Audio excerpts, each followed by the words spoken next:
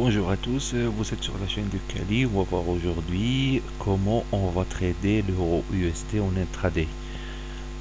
Il est difficile à trader en swing, mais en intraday, rien ne nous interdit de le trader. Alors comment on va faire? On va commencer par le mettre sur du mensuel, et puis on va poser les niveaux clés en mensuel. Alors ici c'est un plat du span B, et ici aussi c'est du mensuel.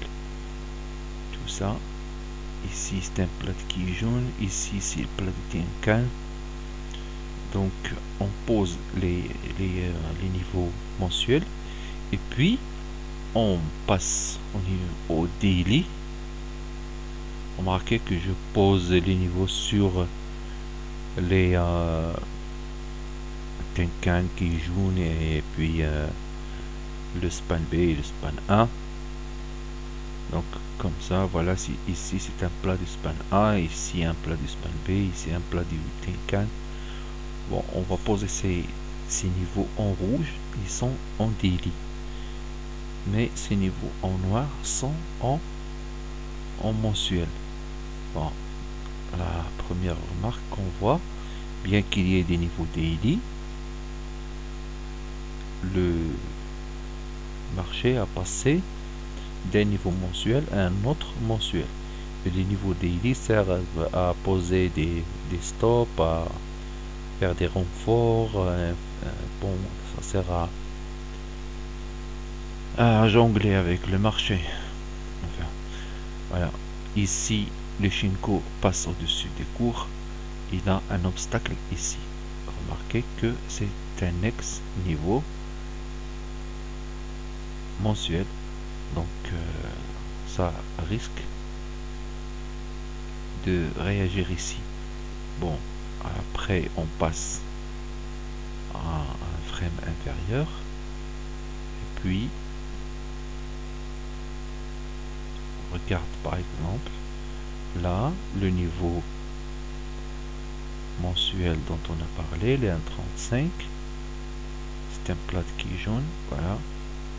Elle a beaucoup chipoté ici, elle a perdu, et puis elle est partie à la hausse. Donc qu'est-ce qu'elle a fait? Elle a cassé celui-là, retour pile poil donc sous le niveau daily jusqu'au niveau daily qui a déjà été cassé. Donc le fait qu'elle monte, elle confirme que les supports tiennent, que la résistance casse. Alors voilà, ici aussi elle a affirmé, elle a confirmé ici le support, et puis elle continue. Maintenant je vois qu'elle monte, mais il faut voir la clôture. Il se peut qu'elle fasse une mèche. Ce qui est à remarquer, c'est que elle va aller vers cette résistance 37,08. Puis si elle passe, bon, elle ira à 37,31. Puis après il y a un niveau mensuel qui est le 37,78.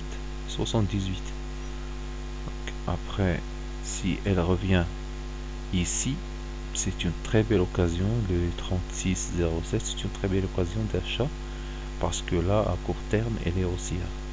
Donc c'est comme ça qu'on va jongler avec ces petits niveaux jusqu'à ce que la paire sorte de cette cage, parce que là ça fait trop de résistance, trop de niveaux.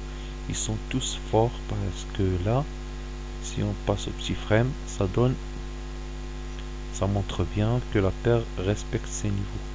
Maintenant je la vois en cette séance asiatique passer au-dessus de 36,60. donc rendez-vous les 36,99.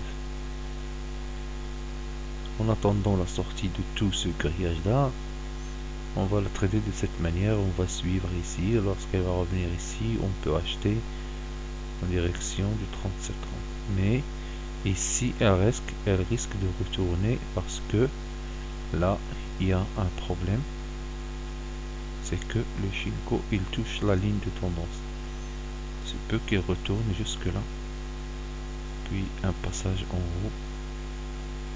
Si elle clôture au-dessous de cette résistance là, qui est de 36,60, alors il faudra un peu attendre, parce que juste en bas il y a Tenkan, il y a ici la ligne de tendance.